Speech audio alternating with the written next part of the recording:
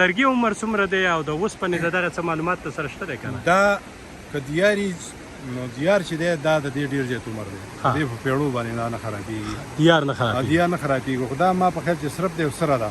دا د دغې د وجې نه دا لرګی چې کوم دی خراب شو. نو په دې باندې اوریجنل لرګی لګېدلی وی نو دا په پیړو باندې دا نه خرابېږي.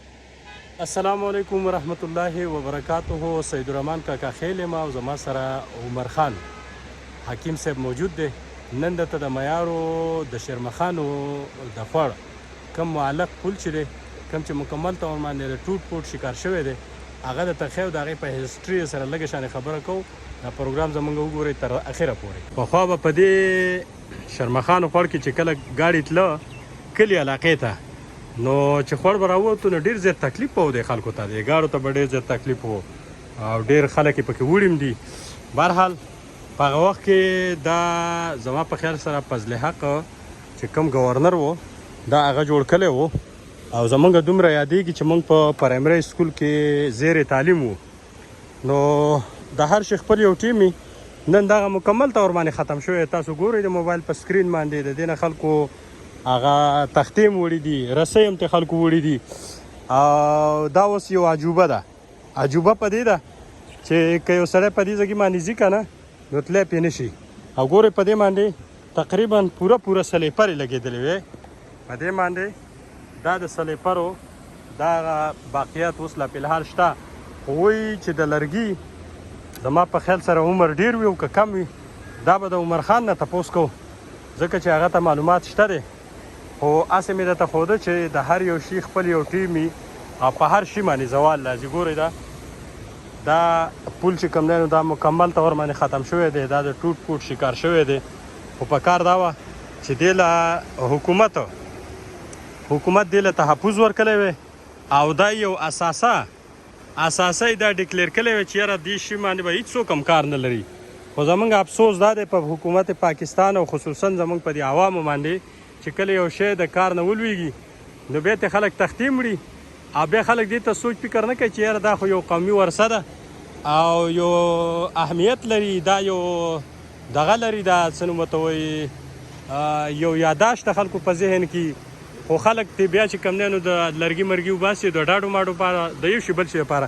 عمر خان دا راته ووایه چې د دې پل په حواله سره تا سره څه معلومات ته سره شته دی که نه؟ دا پل چې موږ ماشومان وو ها د دې تقریبا چې 1985 کې دا جنرال فضل حق چې کله ګورنر و دا هغه چې کوم دی افتتاح د دې کړې وه او دا علاقه ډېره زیاته پاسمانده وه چې دا خوړ به راووتو نو دلته به دا خلک چې کوم دی لکه پیدل او یا پکې ډېر مصیبت او بیمار به شو نورې مسلې به راغلې نو د دې خوړ چې کوم دی هېڅ د پلو او د هېڅ دغه نه و. بیا هغه دا پل چې کوم دی دا کېده او په هغې سره دا پل چې کوم دی دا علاقه لږه آباده شوله.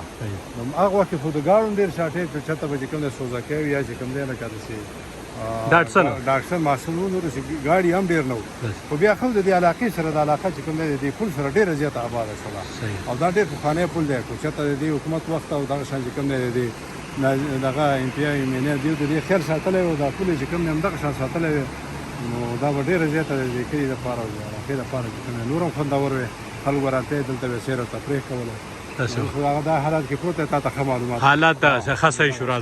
راځه اوس بله خبره راته دا وکړو عمر خان هسې چې ونه لوېږي د دې لرګي په حواله د لرګي عمر څومره دی او د اوسپنې د دغه څه معلومات ته سره شته دی که نه؟ دا که دیاري نو دیار چې دی دا د دې ډېر زیات عمر دی. دې په پیړو باندې دا نه خرابېږي. دیار نه خرابېږي. خو دا ما په خیال چې صرف دی او سره ده.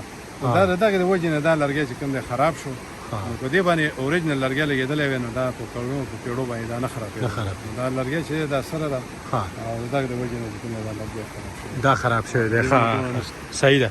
دا ګورو تاسو د عمر خان خبرې واورېدې وایي که چېرته دا سرپ وی که نه سرپ دیار وی دیار نو دیار په کلونو باندې نه خرابېږي. په کلونو باندې دیار نه خرابېږي. خو دا سره ده او سرپ دی. زما خیال سرپ دی سرپ او سره دی نو هغه کم از کم هغه د څه وخته پورې کار وکړي یا 10 کاله یا 20 کاله بیا د هغې نه وروسته د دې دغه پوزیشن وي که نه. نو یو خو زمونږ په حکومتونو کې چې کوم دی چېرته اوریجنل کار دی ونه کړو. انګرېز چې کوم شی جوړ کړی دی نو هغه په کلونو په پیړو باندې د ختمېدو نه وي. خو چې کله پاکستان یو شی جوړ کړي نو بس هغه بیا داسې چې صرف سترګې تورول دي وله نو په کار ده چې په دې باندې د عوامو د دنیا پیسې لګېدلې دي. په هغه وخت کې پته نه چې دا به په 15 لکه لګېدلې وي، 10 لکه به پرې لګېدلې وي که نه، دا وخت مطابق.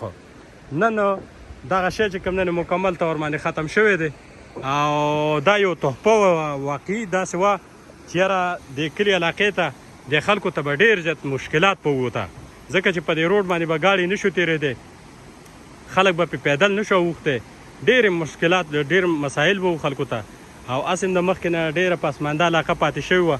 خو بهرحال بیا خو سراج صاحب دغه بل پل جوړ کړو، الله دې د هغې سره مخه وکړي. د دغې په وجه باندې د غټو ګاډو ته چې کوم نه کوم مشکلات وو هغه ورته ختم شو. خو بیا هم د هغې باوجود په هغه ځګي کې برجۍ خرابه شوې ده او د هغې د ټیک کولو څوک کوشش نه کوي. نو موږ دا وو چې یاره کم از کم یو ځل په یو ځګي باندې څوک خرچه وکړي بیا هغه د پیړو پورې چې نو هغه به ښي. خو زمونږ دغه معمولي غونډه کې کار کیږي او بیا پې چیک بیلنس هم نه وي او احتیاط هم پې نه وي. نو نن د دغه پول دغه پوزیشن دی چې کوم موږ تاسو ته وښودو او زمونږ دومره یادېږي چې یاره کم از کم دلته فضل حق صاحب راغلی و، غالبا یالله خیر فضل حق صاحب راغلی و او هغه د دې افتتاح کړی او په دې ځای کې دغه هم شته دی. ښه دا تاسو وګورئ، دا هم د وړو په کمر والی دی، دا هم والی دا بل طرف 93 کې 1993 دی. بالکل دا 1993 دی. او بدست جناب سید سردار عالم پاچا MPA په هغه وخت کې د سردار عالم پاچا په دور حکومت کې د جماعت اسلامي چې کوم MPA و ډېر تکړه سړی و او ډېر ښه کارونه یې کړي دي. او د دې افتتاح چې کوم دی نو هغه فضل حق جنرال فضل حق چې کوم و نو هغې د دې افتتاح کړی او زمونږ داسې یادېږي لکه اوس داسې ده که نه. نو زه بهرحال نن هم د سره زه د شیرمخانو د پولو هغه هسټري بیان کړه. امید لرم چې دا پروګرام ستاسو خوښ شوی. تر بل پروګرام پورې سید الرحمن کاکا خیل او عمر خان ایسب ته اجازه ورکوي. د لوی الله په امان.